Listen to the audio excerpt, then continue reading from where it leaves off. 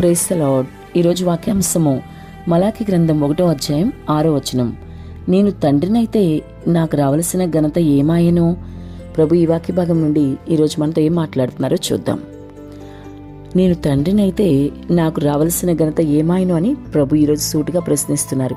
అంటే ఆయన్ను గణపరిచే విధంగా ఈరోజు నీ జీవితం లేదేమో. అందుకే సహోదరుడా ప్రభు నీతో సూటిగా మాట్లాడుతున్నారు. మరి ఆయన తండ్రి అయితే ఆయనకి రావాల్సిన ఘనత ఇవ్వాలి కదా.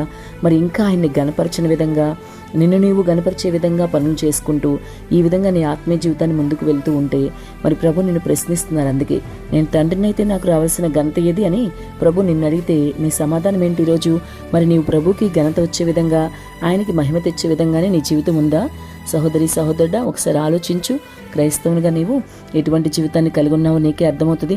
నీ జీవితము తండ్రి అంటే యేసుకి ఘనత వచ్చే విధంగానే ఉండాలి. నీ ఇష్టానుసారంగా నువ్వు జీవిస్తూ దేవునికి మహిమ వచ్చుద్దులే అని నువ్వెంత మాత్రం అనుకోకూడదు. అన్ని జనంలో నీ ప్రవర్తన బట్టి నీ దేవునికి అవమానం వస్తుందేమో. ఒక్కసారి నీ జీవితం ఎలా ఉందో పరిశీలించుకో. మరి నీకోసం ప్రాణం ఇచ్చిన నీ దేవునికి నువ్వు అందరి ముందు ఘనత వచ్చే విధంగానే ఆయనకి మహిమ వచ్చే విధంగా నువ్వు జీవించాలి. నిన్ను నువ్వు గనపరచుకోవడం, నీకు నువ్వు మహిమ తెచ్చుకోవడం కాదు, నీ ప్రభువుని గనపరచాలి. నీకోసం ప్రాణం ఇచ్చి రక్తము కార్చి ఆ బలియాగం అయ్యాడు ఆయన సిలువలో. మరణాన్ని జయించి 3 రోజులు లేచిన మృత్యుంజయుడు. కాబట్టి ఆయనకి ఎప్పుడు ఎల్లవెళ్ళ కూడా మహిమ, ఘనత, ప్రభావం వచ్చే విధంగా నీ జీవితం ముందుకు సాగాలి. మరి నేను తండ్రినైతే నాకు రావాల్సిన ఘనత ఏమైనా అని అంటున్నారంటే ఖచ్చితంగా ఆయనకి రావాల్సిన ఘనత ఆయనకి రావడం లేదు. మరి ఎందుకని అలా జరుగుతుంది? ఈరోజు ఆత్మీయ స్థితి ఎలా ఉంది? నీ ఆత్మీయ జీవితం ఎలా ఉంది? నువ్వు ఎందుకు దేవునికి ఇష్టం లేని కార్యాలు చేస్తూ ఉన్నావు?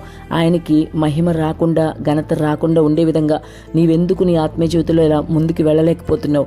ఇవన్నీ విషయాలు ఒకసారి ఆలోచించుకో. నిన్ను నీవు సరిచేసుకో.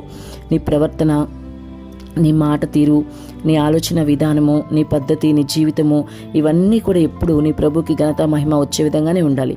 నీ జీవితాంతం కూడా ఆయన్ని స్తుతించాలి. నీ జీవితాంతం కూడా అలాగే ఆయనకి మహిమ వచ్చే విధంగా జీవించాలి.